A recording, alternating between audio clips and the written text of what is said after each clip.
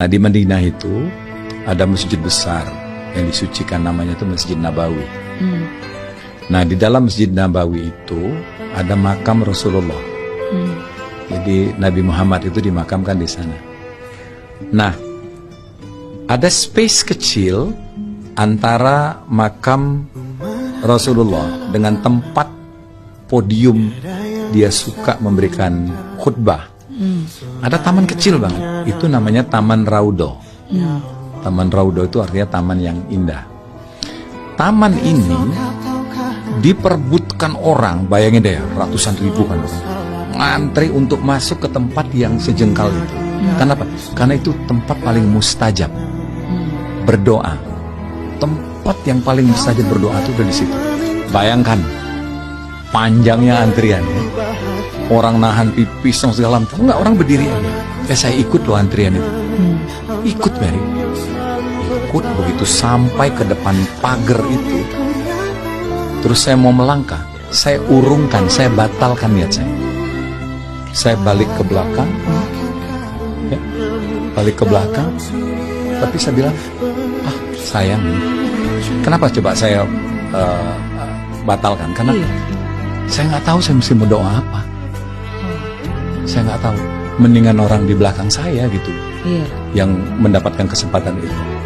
Akhirnya, ya udahlah, saya bilang. Saya kemudian akhirnya masuk karena saya lihat ada tempat kosong. Bayangan, Mary, di tempat jajaran orang lagi duduk itu ada tempat kosong. Aneh kan? Saya menuju ke sana. Duduklah saya di situ. Begitu saya duduk, saya bengong lagi. Udah, saya keluar. Karena saya memikirkan antrian yang begitu panjang itu. Lebih bagus I give up this space gitu to them kan, yang lebih perlu.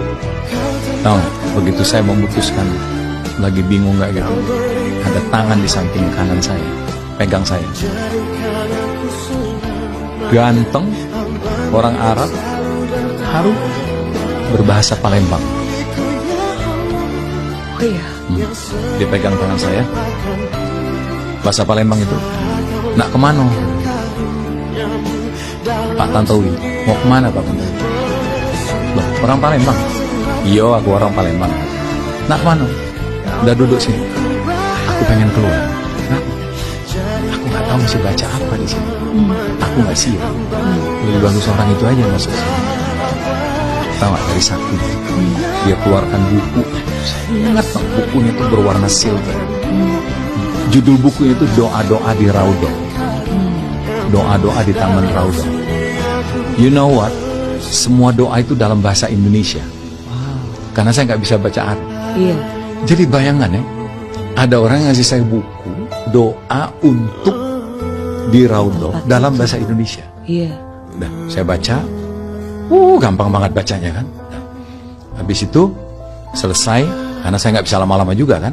Saya kasih ke dia, Pak, terima kasih buku ini. Udah, nah, ambil aja. Ambil aja. Di Palembang di mana? Saya bilang. Nah, disebutkanlah. Itu ada di situ katanya. Ada di alamat di buku itu. Saya lihat, ya ada tuh alamat itu. Jadi dia di satu pesantren, di satu jalan. Nah, saya, oke, makasih. Saya bilang, Assalamualaikum. Nah, saya tinggal buku itu, saya bilang, selama saya di Mekah, di Madinah, buku itu ada. Dan saya ingat alamat itu. Begitu saya pulang ke Jakarta, buku itu tidak ada. Saya cari-cari, buku itu tidak ada. Dan saya tanya kakak saya di Palembang, Kak, tolong kamu cek, ada pesantren di jalan ini nomor sekian. Kenapa? Enggak, saya mau berterima kasih sama Ustadz itu, karena dia lah menolong saya. Ya udah, jalanlah kakak saya. Nah, kakak saya cerita, nggak ada toko yang itu toko. Nomor itu ada, tapi toko. Tapi tidak pernah ada pesantren di situ. Saya tanya di situ. Masya Allah. Siapa orang itu? Itulah kebesaran Tuhan kan. Ya. Dia kirim malaikat.